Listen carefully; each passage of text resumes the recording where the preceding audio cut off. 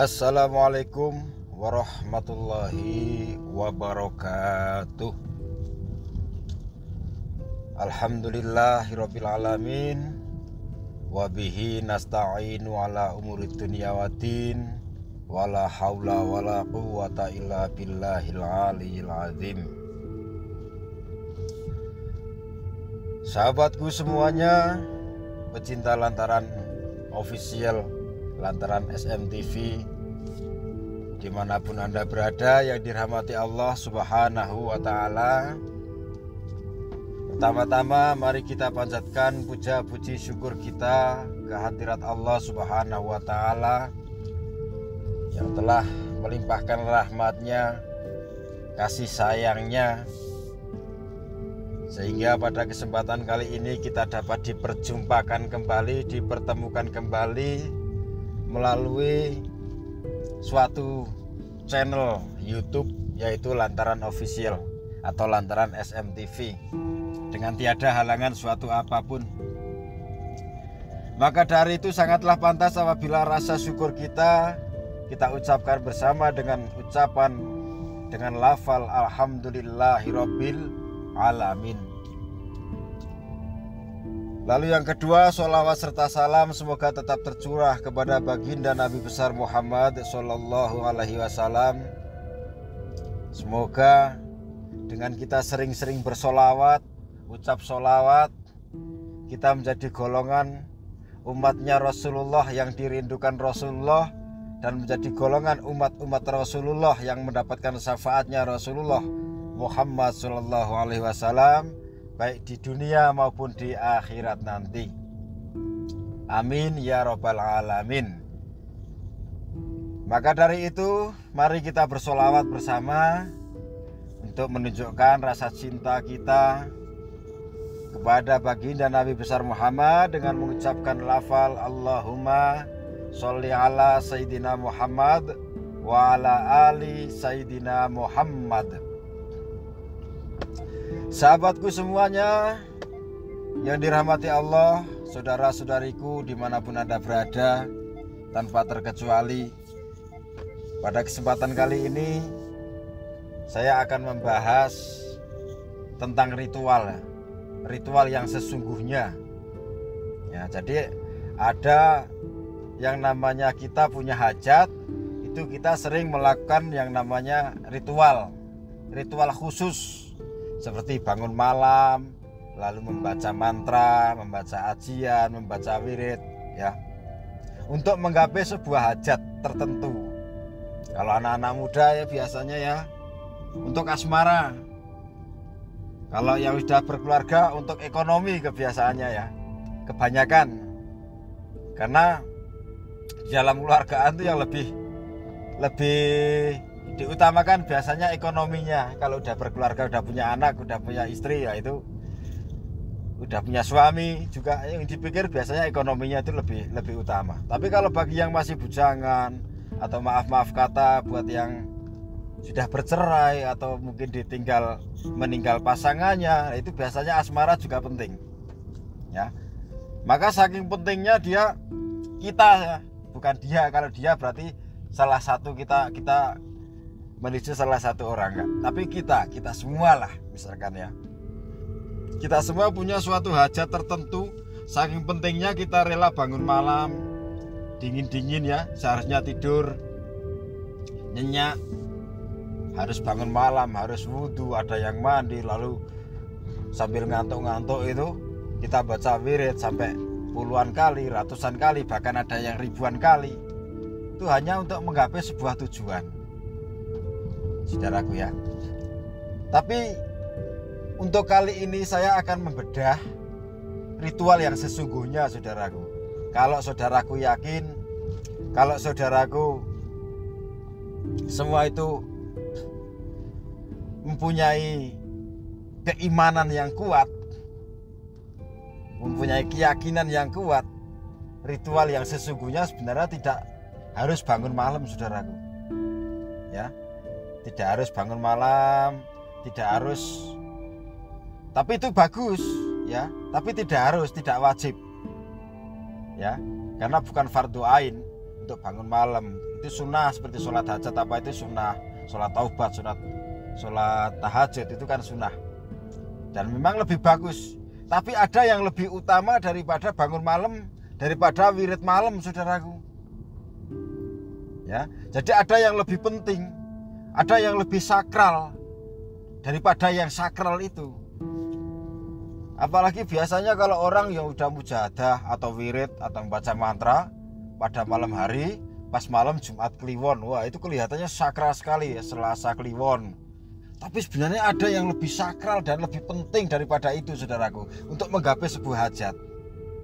Kalau yang ini dilakukan rutin, istiqomah, insya Allah dengan tidak harus ritual malam pun hajat mudah tercapai, saudaraku. Ya. Tapi kalau yang satu ini sudah diabaikan, yang satu ini sudah diremehkan, yang satu ini sudah dianggap enteng, sudah dianggap tidak penting, mau bangun malam, ya mau wirid sampai ribuan kali, mau membaca mantra sampai capek, sulit untuk terkabul, saudaraku. Hajat itu sulit untuk tercapai. Dan meskipun tercapai pun terkadang itu bukan karena ridho Allah, tapi karena kalau orang Jawa bilang itu Allah sedang lulu, ya, sedang dikasih hati, dikasih hati tapi nggak ikhlas gitu loh, dikasih tapi nggak sesuai, semacam harapan palsu gitu loh, saudaraku ya. Jadi sekarang hajat kita dikasih tercapai, dikasih hajat itu terkabul, tapi nggak taunya di belakangnya nanti ada penderitaan. Contoh kita dikasih hajat itu terkabul, tapi hanya beberapa hari ada masalah, lalu putus lagi. Cintanya udah diterima, misalkan hajat kita udah terkabul kan, untuk yang asmara ya. Misalkan yang cowok suka sama cewek, ceweknya udah seneng, dianya otomatis seneng karena diterima. Tapi itu hanya seperti harapan palsu dari Allah. Kalau kita nggak melakukan yang satu ini, yang sedang mau saya bahas ini, kita udah dapat itu hajat, itu udah terkabul, tapi cuma beberapa hari, dan setelah itu putus, ada masalah, putus lagi, kita akan mendapatkan penderitaan sakit hati yang lebih daripada sebelumnya. Tapi kalau yang satu ini sudah dijalankan, yang satu ini diistiqomahkan, insya Allah apapun yang terjadi pada diri kita, apapun yang kita dapat, itu pasti karena yang terbaik menurut Allah. Dan kalau yang sudah yang terbaik menurut Allah, insya Allah semuanya barokah, insya Allah semuanya indah, insya Allah semuanya nikmat. Begitu, saudaraku. Jadi apa sih satu itu, Gus? Nah, pasti jadi bertanya-tanya nih, kok banyak ngomong dari tadi itu, yang satu itu apa kan begitu. Jadi yang satu itu ritual yang paling sakral, yang sesungguhnya ya, yang lebih sakral daripada wirid jaran goyang, ajian mantra jaran goyang, semar mesem, wirid macam-macam, daripada sholat tahajud, daripada sholat hajat dan sebagainya, itu adalah sholat 5 waktu, saudaraku. Sholat 5 waktu. Makanya saya tidak bosan-bosan untuk mengingatkan buat saudara-saudariku semuanya, ya, untuk menjaga sholat 5 waktunya. Karena percuma saja, saudaraku ya, misalkan malam-malam bangun, wudhu, terus sholat hajat, tapi sholat fardunya nggak dijalankan, sholat 5 waktunya nggak dikerjakan, ya percuma saja, saudaraku. Tapi kalau sholat 5 waktu tersebut sudah dijalankan, istiqomah, dan semuanya karena Allah, bukan karena hajat, insya Allah terkadang tidak harus bangun malam pun hajat itu akan terkabul dengan sendirinya karena rahmat Allah, saudaraku. Karena barokahnya sholat. Jadi kalau kita sholat, ya, kita sholat 5 waktu itu jangan kita mengharap supaya kita masuk surga, dan jangan kita takut karena kalau meninggalkan sholat kita akan masuk neraka, itu jangan. Jadi sholat ya sholat, itu perintah Allah, kerjakan. Mau diterima apa enggak itu urusan Allah, bukan urusan kita.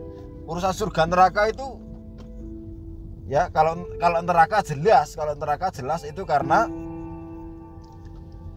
amal ibadah kita itu bagaimana. Kalau amal ibadahnya jarang, ya sholatnya nggak pernah, maksiatnya terus lanjut jalan, mabuk-mabukan, narkoba, mencuri, menipu, zina dan lain sebagainya, ya itu jelas jalan nerakanya jelas. Dan kalau untuk masuk ke surga itu bukan karena sholatnya, walaupun sholat itu juga akan diperhitungkan, karena nanti di akhirat nanti ya amal pertama kali yang akan dihisab adalah amal sholat. Kalau amal sholatnya diterima, amal kebaikan lainnya akan diterima oleh Allah dan dosa-dosanya diampuni oleh Allah. Tapi kalau amal ibadah sholatnya sudah ditolak oleh Allah, ya amal kebaikan yang lain juga ditolak. Begitu saudaraku. Jadi kalau sholat 5 waktu sudah dijalankan, istiqomah memang karena Allah, memang karena ketakwaan, bukan karena sebuah hajat, sebuah tujuan tertentu. Insya Allah terkadang tidak harus bangun malam, tidak harus membaca mantra ini itu. Hajat itu akan dipermudah oleh Allah karena kita menjaga sholatnya. Berarti kita benar-benar cinta sama Allah. Dan Allah juga mencintai orang-orang yang sholat.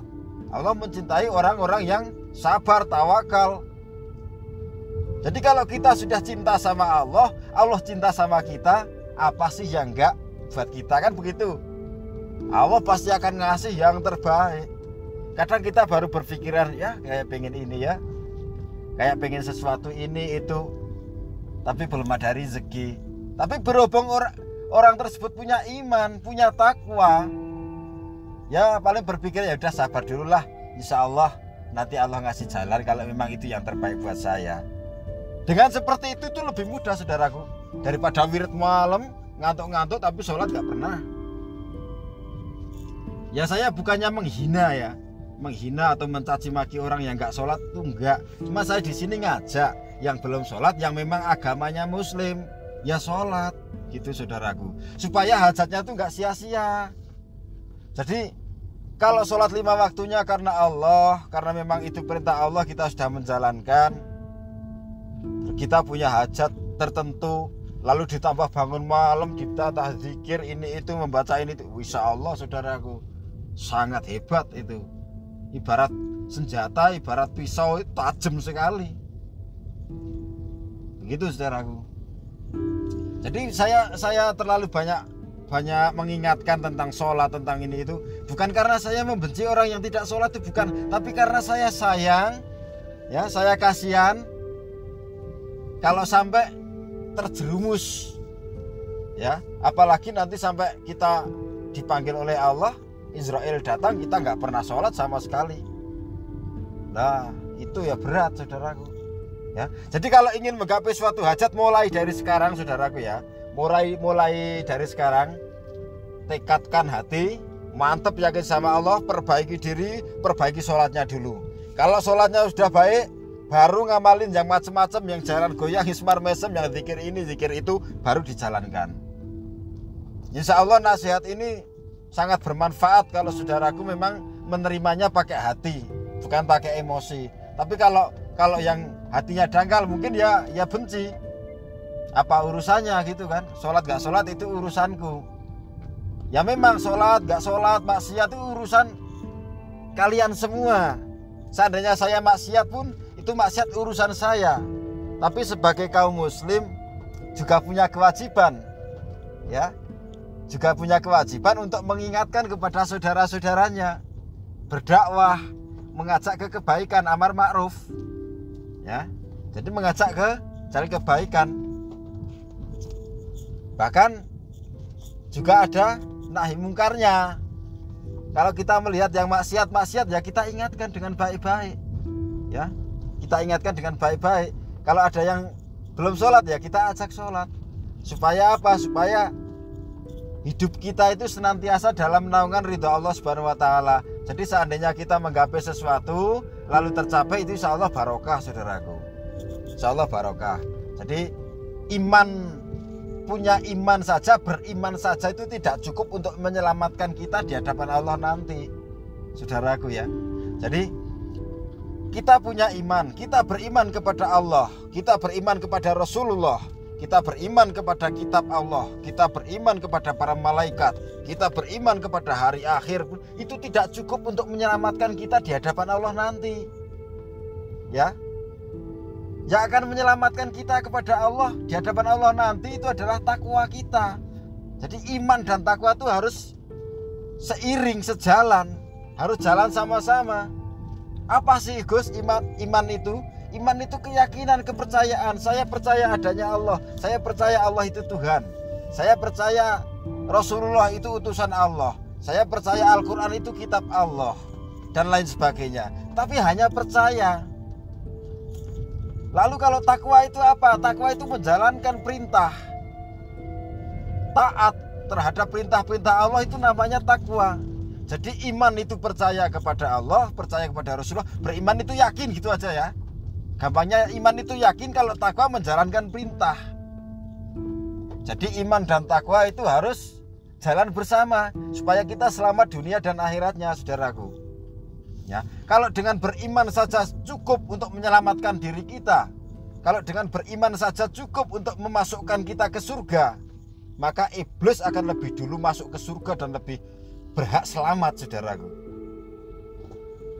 Sebab apa? Iblis itu beriman kepada Allah tapi ingkar kepada Allah. Ya, ingkar. Jadi maaf kata ini, kalau ada orang yang agamanya Islam tapi nggak sholat, itu dia berarti lebih ingkar daripada iblis. Sebab apa? Iblis hanya menolak untuk bersujud kepada Nabi Adam, sedangkan kita menolak sujud kepada Allah. Nauzubillah min dzalik, saudaraku. Jadi tolong ini ya, nasihat saya, walaupun hanya seperti ini, sedikit-sedikit tapi semoga bermanfaat. Tolong diperhatikan, dijalankan, saudaraku. Insya Allah selamat. Hajat apapun insya Allah akan mudah terkabul kalau sholatnya dijaga. Ya, sholatnya dijaga, 5 waktunya dijaga. Setelah itu kalau memang sudah merasa cukup, sholatnya sudah dijaga karena Allah. Nah, kalau mau ritual yang lain silahkan, tuh bagus sekali. Ya. Dan apalagi kalau suatu hajat itu kita pelantari dengan sedekah, itu lebih bagus lagi. Jadi kita bersedekah, misalkan kita ngasih ke orang yang nggak mampu, atau kita mau memasukkan uang ke kotak amal dan lain sebagainya, itu jangan lupa kita masukkan atau kita ngasih itu dalam hati kita berdoa kepada Allah. Pas kita ngasihnya itu kita berdoa, ya Allah, semoga dengan barokahnya sedekah ini hajat saya apa sebutkan di situ terkabul atas izin dan ridhomu. Nah, kalau sudah izin Allah dan ridho Allah, ya sudah barokah, saudaraku. Ya. Jadi terkadang orang kan kalau sedekah itu lupa, asal masuk aja, bismillah masuk aja. Tapi sebenarnya ada rahasia penting ketika kita ngasih sedekah, entah ke siapapun atau ke kotak amal. Di situ kita langsung berdoa, itu akan diaminkan oleh para malaikat, saudaraku. Karena sedekah itu balasannya minimal 10 kali lipat dari Allah. Ya.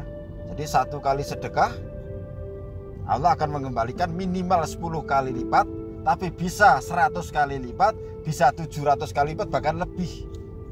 Ya. Makanya saya di sini kan selalu tuh ngasih amalan itu yang sebenarnya berbobot.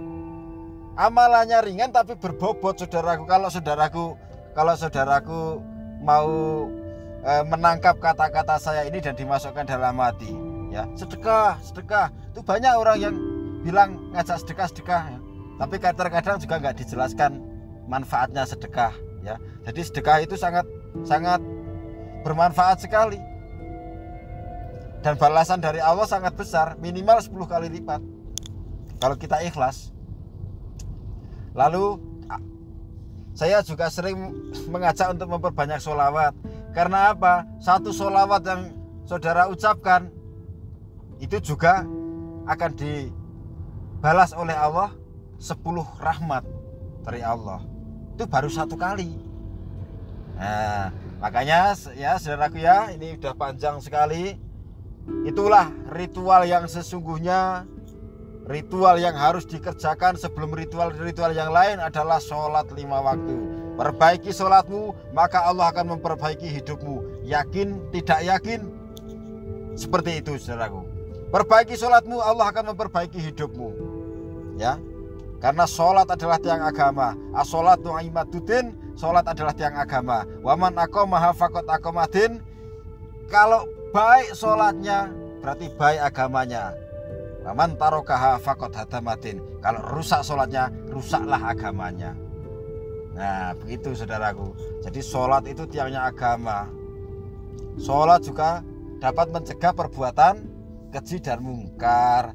Ya, tadi kalau kita sudah sholat, insya Allah kita akan dijaga semuanya oleh Allah Subhanahu Wa Taala, termasuk perbuatan-perbuatan yang keji, yang mungkar, maksiat itu akan dijaga oleh Allah, dan kita hidup dalam lindungan Allah, dalam rahmat Allah Subhanahu Wa Taala. Nah, cukup sampai di sini dulu saudaraku ya. Kalau ada kata-kata yang menyinggung perasaan saudaraku, ya, yang menyakitkan hati, saya mohon maaf. Tapi demi Allah saudaraku, saya tidak punya tujuan untuk menyakiti hati saudara, untuk menyindir hati saudara, untuk menghancurkan hati saudara. Tapi saya memberi semangat. Tujuan saya untuk mengajak kebaikan, mengajak untuk cinta kepada Allah, cinta kepada Rasulullah, dan mengajak saudara-saudariku untuk lebih mudah hajatnya itu terkabul. Caranya seperti yang saya sampaikan tadi, ya. Jadi amalan yang lain, wirid-wirid yang lain, ritual-ritual yang lain itu dinomorduakan. Utamakan ritual yang satu ini yang memang Allah perintahkan, memang Allah wajibkan, fardu ain, ya. Dan apabila sholat fardu itu ditinggalkan dengan sengaja tanpa halangan yang jelas, yang pasti, maka dosanya terlalu besar, sangat besar, dan balasan dari Allah akan sangat menyakitkan saudaraku. Jangankan hanya waktu, jangankan hanya tempat yang menghalangi kita, sakit sekalipun kita diwajibkan sholat, tidak bisa berdiri duduk, tidak bisa duduk tidur, tidak bisa terlentang tidur ya miring, nggak apa-apa. Tidak bisa tidur miring, ya pakai gerakan, pakai isyarah dengan mata atau dengan jari, itu sudah cukup. Yang penting niatnya. Begitu ya saudaraku ya. Jadi insya Allah siapapun Anda, siapapun saudaraku, saudariku yang mau mengamalkan apa yang saya sampaikan ini, tidak akan pernah sia-sia, dan tidak akan lama lagi apa yang menjadi hajat saudara akan dikabulkan oleh Allah. Kalau semua yang dijalankan karena Allah, karena cinta kepada Allah, karena bertakwa kepada Allah, bukan hanya karena suatu hajat tertentu. Nah, jadi sholat dilakukan itu karena memang itu perintah Allah, bukan karena sedang punya hajat tertentu lalu sholatnya 5 waktu dijaga terus, tapi begitu selesai hajatnya terkabul, sholatnya lupa lagi. Atau jika hajatnya nggak terkabul, merasa bosan, akhirnya sholatnya berhenti lagi, itu jangan. Jadi kita datang ke Allah itu jangan karena kita waktu butuh saja, tapi waktu dalam keadaan sempit maupun longgar, ya, atau dalam keadaan sakit maupun sehat, dalam keadaan kurang ataupun lebih, itu kita tetap menjalankan sholat 5 waktu. Begitu saudaraku ya. Ini rasa cinta saya kepada saudara-saudariku semuanya yang ada di Lantaran SMTV, khususnya yang beragama Muslim. Kalau yang bukan beragama Muslim, yang Kristen, yang Hindu, yang Buddha, yang Katolik, nah itu saya tidak mengharuskan untuk sholat, karena itu urusan keyakinan, sudah punya caranya sendiri-sendiri untuk beribadah, ya. Kalau memang orang Islam, beribadahnya kepada Allah ya dengan sholat, ya, dengan sholat. Kalau yang Kristen, yang Buddha ya saya nggak tahu ya. Tapi ya maaf jika menyinggung perasaan saudara-saudariku semuanya. Kurang dan lebihnya mohon maaf. Terima kasih atas segala kebersamaannya. Jangan lupa istighfar dan sholawatnya juga saudaraku ya. Sampai lupa mau mengingatkan, istighfarnya, sholawatnya, sholatnya dijaga. Dan sayangi kedua orang tua Anda. Yang masih ada maupun tidak ada, sayangi dengan caranya. Kalau yang masih ada, ya sayangi, cintai sebagaimana mereka mencintai kita waktu kecil, ya. Dan yang sudah tidak ada, rasa cinta kita curahkan, dengan cara sering-sering mengirim doa kepada almarhum.